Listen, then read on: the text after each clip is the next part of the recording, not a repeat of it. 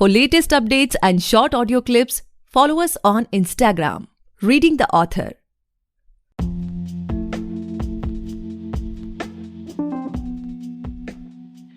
Hey guys, welcome back to the podcast Reading the Author, a unique show where we read authors' mind and not their book. Meanwhile, I truly believe and pray that you and your families are completely safe and healthy as well.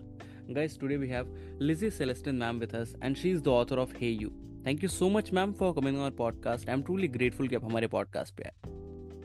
It's a pleasure being here. Thank you so much for inviting me. Likewise, ma'am. So, ma'am, before we proceed ahead in the podcast, I would request you to please introduce yourself so that our listeners can know much more about you, and moreover, do share how you started this writing journey as well. Okay. Coming to about me, right? So I am an aerospace engineer with an MBA, and somehow I can say that I'm a successful entrepreneur. But I have decided to kind of retire early, 29 years of, age. And then I'm like, okay, I'm already tired of this corporate world. So I decided, okay, before I hit my 30s, I'm going to retire, take a break. So I know that might sound very, different from all the people, who actually tend to focus on their career for until 45, 46. What I thought is, why not take a break and why not, do something that I really love doing, because my business is anyways going on. And what I really love is psychology. That has been my passion all along. And I thought, okay, why not take some time, do some courses on psychology, why not be a certified psychologist? And why not help, people with whatever I have learned, right? So that's one reason why I thought, okay, I'll sit down and I'll pen my thoughts and let's see where it goes. So that is how the whole idea of Hey You started, because I usually talk to my clients, I do counseling, online and offline. And most of the questions, that people ask, and most of the trauma that the students or youngsters undergo, it takes a very long time for them to come out to somebody and then talk to them and express their feelings or try to seek help.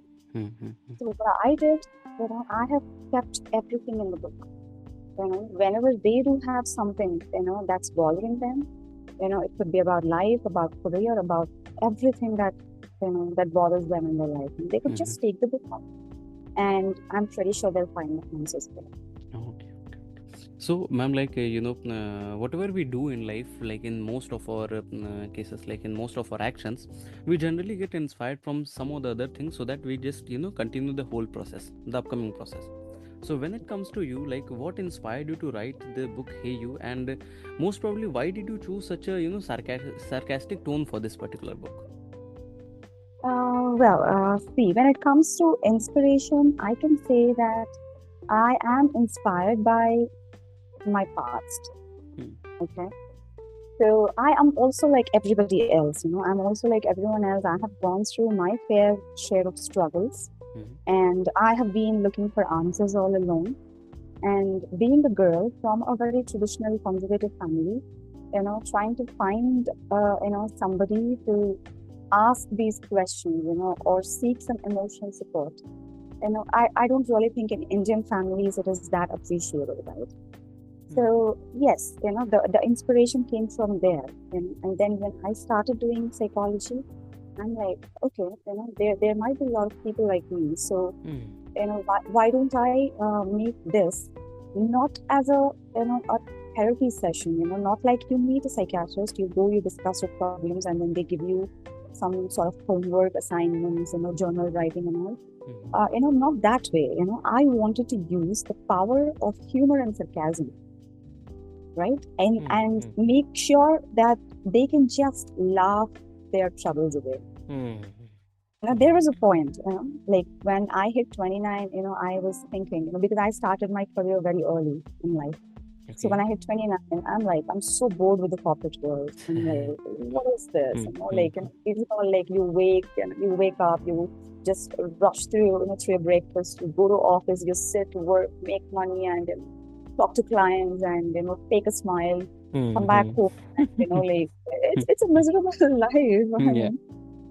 I thought like, oh my God, I mean, this is not something that I want to do throughout my life. Hmm. So I just wanted to have a little fun, and I just Hmm. want to make my life a little lively, Hmm. not just mine, but others as well. True. True. And the day, I should tell you, that the day I was hitting 30, I was just thinking that, okay, I'm going to retire. And then I thought, what do I do? And then the first thing that came to my mind is like, chalo, sannyasi ban jaungi. Like, I'll become sannyasi. Like, Hmm. I'll take sannyasi. And, and then I'm like, I'm so fed up with this world. Okay, shall I go take sannyasi? Hmm. And that is when it came to my mind, like, why sannyasam, go to sarcasm. At least sarcasm has a logic behind it. Hmm. So I thought, okay, and then I tried with my life. I take everything with pinch of salt, and I just take every single good thing or bad thing, in a way that it doesn't affect me, it doesn't affect others, And sarcasm and humor has helped me a lot. And yes, and that's one reason why this book is going to be, written, like it was written in such a way that, I'm going to tell all the people, as in how to ask their worries and, emotional issues, to go to hell in such a way that they look forward to the truth. Okay. So basically, like people face a lot of these kinds of issues. But the thing is that many people just they are afraid to go to a psychiatrist or just to consult with someone, because most of Mm-hmm. the time they just don't want to consult, or they just don't want to share their feelings with others. So in Right. that scenario, this particular we're gonna help them, because in that particular sarcastic tone, they just want to question themselves, like, okay, what exactly these things are, right? Yeah, right. The book will definitely make themselves question. If they had a question, what the hell is going on? Then I'm like, just go and grab hey Ah, you. you will be able to understand what the hell is going on. Exactly, right. And when you shared that incident ना कि आप सन्यासी बन जाते हैं, I will tell you mine. Uh-huh. I'm 24 now, and Oh, last year I went to Leh Ladakh on a solo trip, and okay. I was on a trip of around 21 days. I was there, like I was just completing the whole circuit from Delhi to Jammu, then Kargil, Leh, and Manali, and all that. I was just completing it solo. So in Leh, na, there was a monastery, I guess it was there. I was just in conversation with the local people there. They shared that you have to do around 2 to 3 months of course, and then you will be allowed to teach in monastery and just stay there and just. And I was so fascinated because such a calm life they have. They just have Right. to teach. Then there is a food. There is such a peace. In fact, I will tell you, ma'am. If have you been to Leh Ladakh? No, no. Okay. If you ever visit there, na, on the rooftop when you will be standing on any particular hotel, you will able to hear the sound of air there. So much of Oh, silence, so much of peace is there. I was just so much fascinated कि नहीं अब तो monk बनना ही, अब सन्यासी बन जाते हैं यहाँ आके. That was a time. I was actually into doing this Isha, right? I, Hmm. I I was into Isha for a while. I was like taking up the courses and doing the meditation and all. Hmm. And then I really thought, chalo, okay, I'm gonna go to Isha, join there as a volunteer. I'm gonna live my rest of the life Hmm. peacefully. Hmm. And the moment I started taking the courses, is when I realized silence is horrible. One day, 2 day is okay, right? It's like living the entire life in That's the silence. same. That's the same thing. I was around like in. I guess I was in particularly Leh for around 10 days, or I guess 7 to 8 days. I was there. Starting के 2 3 दिन ना it was good, but then Hmm. I started missing कि नहीं नहीं नहीं अब चलते हैं, अब थोड़ी सी ऐसी जगह चलते हैं जहाँ पे humans हो, जहाँ पे लोग हो, जहाँ पे breathing issues ना हो at least. Okay, so, You know, ma'am, like my next question to of this podcast is like when, like I'm also an author, so when an author particularly write anything, or when it comes to writing, small quotes or something, we definitely know that okay, what kind of audience we are going to target from this like particular piece of article, right? So when it right. comes to you, like when it targeting an audience and hoping that okay, these are the particular things that a reader can take away from my book, what are those things? See, when I started writing this book, the only thing that was in my mind is that anybody, anybody, just if they really want to find out what's going on with them. It could even be a child, or it could even be a student who's going through, seventh grade or eighth grade, because these are all the kind of questions that I started getting when I was young, right? As long as they can read English, as long as they can understand, I say that anybody, it's like in Hindi you can say just insan, right? Anybody with a mind who is actually going through life day in day out, and could have questions, as in why is this, that, why am I feeling this, or how do I go through this? Because grief or sadness or betrayal, success, everything, like we undergo this, like right from childhood. Why not? Even a seventh grader has got a lot of pressure on his head that he should be getting 90% or 92%, and then otherwise the parents wouldn't be happy. So there is pressure everywhere. Right from the moment you're born to the moment you're on your deathbed. There are a lot of things that keep rolling around in your mind, and you keep thinking, why is it? Why not? Why like this? Like that. And whatever I have discussed in the book are more of emotions and feelings. You know that you're feeling it, but you may not be able to, what do I say? You may not be able to spell it out, or you may not be able to spit it out, saying that, okay, this is what I'm feeling. You cannot know it, but yes, you're going through it. True. So anybody who can understand English, even if it is like from 7th grade, I can say, because that's when they start really understanding a bit of it. From 7th grade to anybody who is, alive or waiting to die, or just planning to die. Anybody. So, they can read this. Planning to die. Yeah, of course. So, ma'am, when it comes to writing a particular book, every time, we face a sort of challenges that when there's a time that we ourselves, question our thoughts. Okay, is it legit to write here, or, what's exactly I'm writing? Some kind of these things go there. And when it comes to writing a sarcastic book, which gonna, a kind of help people to just get sort of their questions in their life. So what was your biggest challenge while which you faced while writing this particular book, if you can share? Yes, the entire book was a challenge for me. Maybe a few topics, like ethics, or like I can say satisfaction. Who am I? These are the like general topics. But there are certain topics in the book. I'm very sure that might become controversial. I knew it, because it is something totally not acceptable, or in our Indian culture, especially when I speak about marriage. Because I have actually I think given my views on marriage and love in such a way that I'm not really sure that Indian culture would accept it. Because for us, getting married, having a wife, making a family, having children is something that has become, a custom, I can say. It's not like it's it's some underwritten rule.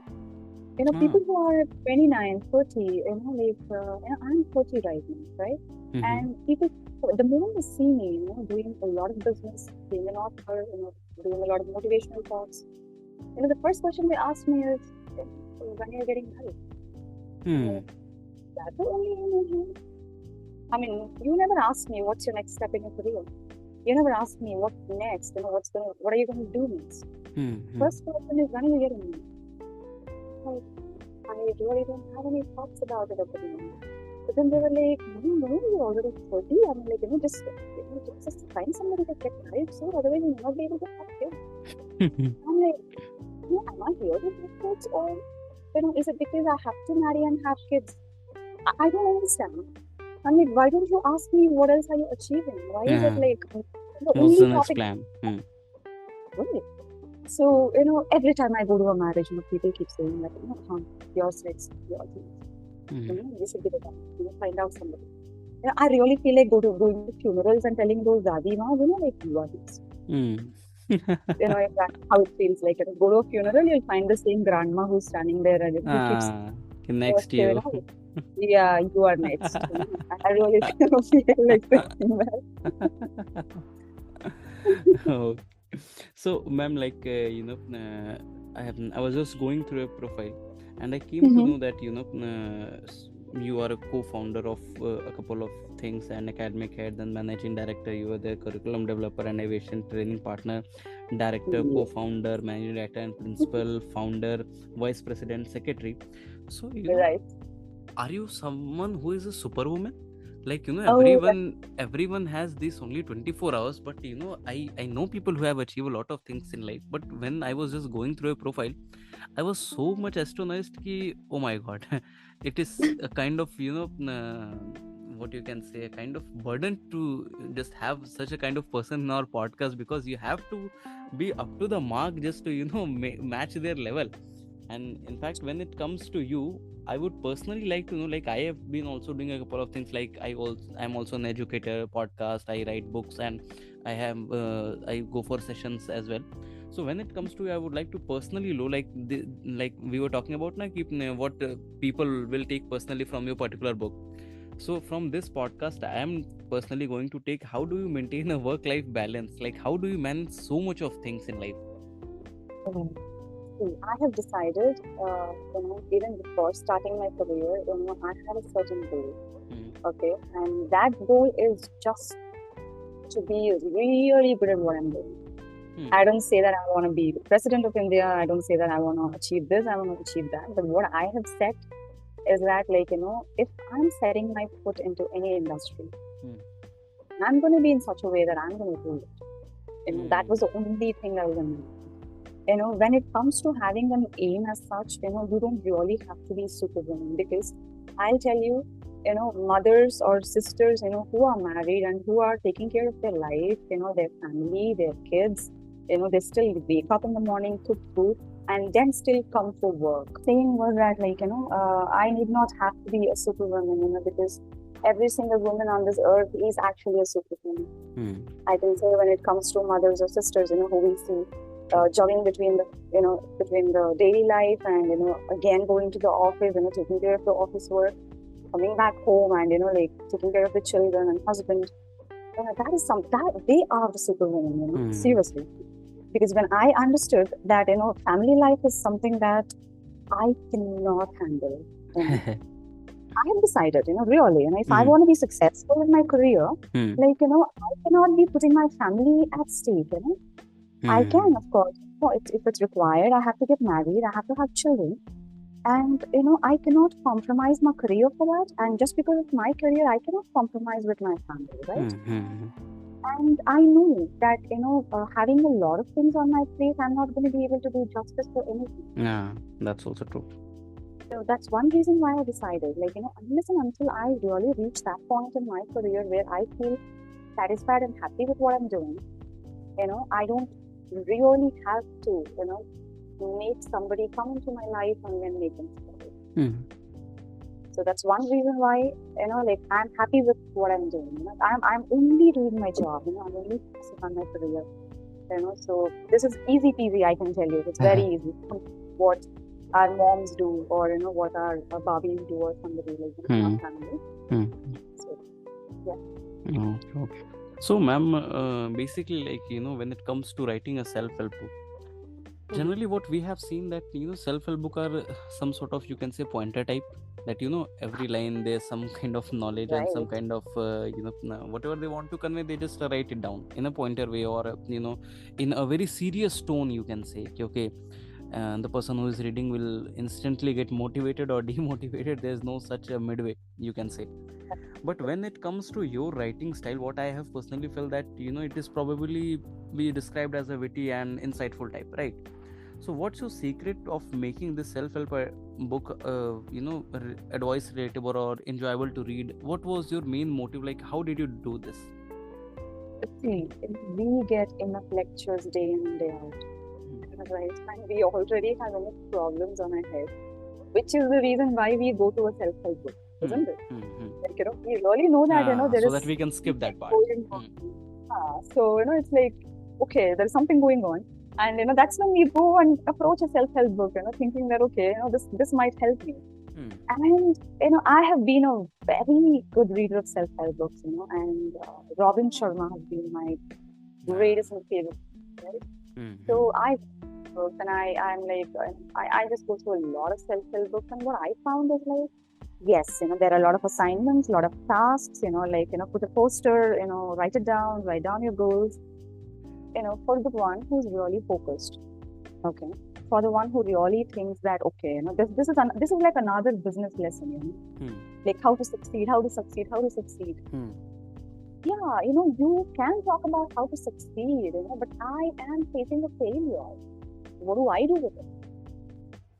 Right? There are like a lot of self-help books, that talk about like, how to become rich, how to become positive, how to succeed. How not to overthink is the most new craze. Exactly, and what do I do with what I'm feeling right now? Success to like baad mein, like it's okay, like we'll take care of it later. Like I'm already in a deep hole right now. What do I do to come out of it? The last thing I would need is an advice. Seriously, to come out of these things, the last thing I would need is an advice. So what I thought is like, let us talk about what we are going through. Because like how do we take care of whatever negativity, or emotions or trauma? Let us settle that. Let's settle that first and then focus on what we want to achieve. Right? So that's the reason why I made it. Yes, it is sarcastic because, there is no easy way out of life, right? You have to go through it. You have to go through trauma. You have to go through grief. Like you have all these emotions that you have no way out. But what do we do? Right? We have to go through it. But why not go through it in such a way that, it doesn't affect you? Why not go through it? Like, why not take it with the sarcasm so that, like, it doesn't affect your day-to-day life. You just laugh it out. True. At the end of the day, if we have to take it, then why not go this way? Because already we are, just traveling the old way from a lot of decades we are doing such things. So why not try something different? Yeah, my thing is that, you are going from, what do I say, point A to point B, like you go to a generic self-help book, that will tell you, take one step at a time. Your step has to be right, take this left. I say, dance and go. Jump and go. Hop. Now, what is it different? You're still going to... Going to A to B, yeah, definitely. Enjoy going there. What I feel personally, it might really, make people question, one thing that I really feel astonishing is that a lot of people talk about marriage, right? They keep questioning you about marriage, but not many people talk about divorce. And in my book, I clearly said that marriage is the reason for divorce. It's not like, you're not compatible. It's not like the other person is not compatible. It's just the marriage itself is the reason for divorce. Because you knew it. You knew whether you will be able to take care of your marriage and your career or anything else. Right? Even after knowing that you have this much on your plate, you went to it. You took it. Right? So now, when people ask, what is the reason for divorce these days? The girls are not sitting at home. They're not taking care of the family. They're not like before. In the sense that everything has changed, right? And definitely. True. And still we wanted to get into marriage, we still wanted to get into that thing because culture says so. We have to get married, we should have a family. I want to take this platform to ask one question. Why should it be your own child? Why can't you adopt? That's also... if you want to have a child, does that mean that you will have to go through all the whole process of manufacturing? Not really. If all that you wanted is a child, that means you wanted to have some bond, you wanted some love, you wanted some sort of a support in your future. How many children are lying in the orphanages? Right? If all that you need is love, all that you need is a child, then why go through the whole manufacturing process? I really find people who go through these IVF clinics really funny. I'm like, why go through so much? Why should it be your own blood? Like, it's not that, you take the blood out and it's not matching, so you can't give your property to them. So true. Why not just adopt? Just loving someone, it doesn't have to be, it has to be your definitely. Own blood. True. Yeah. So whole manufacturing process, and that too you make the manufacturing process very legal with the marriage. And the moment you got married, like, you just get a license for manufacturing. And then you have a wife. Manufacturing. Obviously, if it is all about having someone you love and having a kid, why set up a company for that? No, just buy the product, you Such a have product out. entrepreneur woman you are.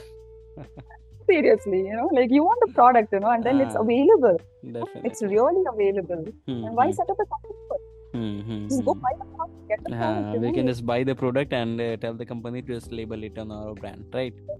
Yeah, what difference does that make? I don't know. Okay. Child is a child, right? Yeah, and I'm definitely going to get into controversial thoughts, so I'm pretty sure about it. Okay. So, ma'am, is there any particular chapter in a book that you relate the most? And if yes, then why such? Oh my God, all the chapters in this book are from the depths of my heart, I can say. So, when it comes to one particular chapter, like I really say it relates to me a lot. That I think I can say two. No, in such case, I'll say all, but okay, let's talk about two. The thing is judgmental world. Okay. Right? That is one chapter that has related to me, from the beginning. Not only me, I'm pretty sure, like for everybody else. There was a time, like, when I go out to because, I was a principal, as you said, right? I was a principal, I was an academic head, at the same time, I'm an entrepreneur, and I'm into aviation, right? Let's take a very simple example. The moment I'm a principal, I think I became a principal when I was around 24 years old. Okay. I was the youngest principal to be to be appointed, like, according to the university that we are affiliated. And, we had an inspection one day, and then the moment all these big ladies who came in, and all are old and, matured, and, they see me sitting there with, I can say, like with a blazer on, and with a skirt. And that's I'm like, what are you wearing? What are you wearing? You're a principal. You are not supposed to be wearing a skirt and a blazer. I'm like, isn't this formal? I'm wearing a formals. Then you're a principal. You shouldn't be wearing all that. I'm like, okay. So the next day, what I started was like I started wearing sarees. And then, like I went to university one day. They were like, one lady came to me and she was like, you're so young. Just wear a salwar. Why are you wearing a saree and coming over? I'm like, okay, tomorrow maybe I'll wear a salwar. And I wore a salwar and I went to college one day. And one of the teachers, madam, I cannot even differentiate between you and the students. Okay. What do I wear now? Okay, should I put a label that, like this is what I have to wear? And then I started making a difference now. Like, okay, if I'm going to the college, I'm going to wear saree. If I am, going to the company where, I'm dealing with my aviation, I'm going to wear, the skirt, blazer and stockings, just like the way the aviation, industry requires. Or when I'm going to my other companies, probably I can wear formals or salwars or whatever it is. Whatever you do, no matter what people judge. They have a question to ask you, no matter whatever you do. I attend a call, people are like, hey, you attended my call on the very first ring. You're waiting for my call, isn't it? I'm like, if the phone is in my hand. And then I don't, I'll be away. I'll be like, I won't be seeing the text, I'll keep getting text. And I'm like, oh my God, what happened? What happened? You've left so many texts. You're ignoring me these days.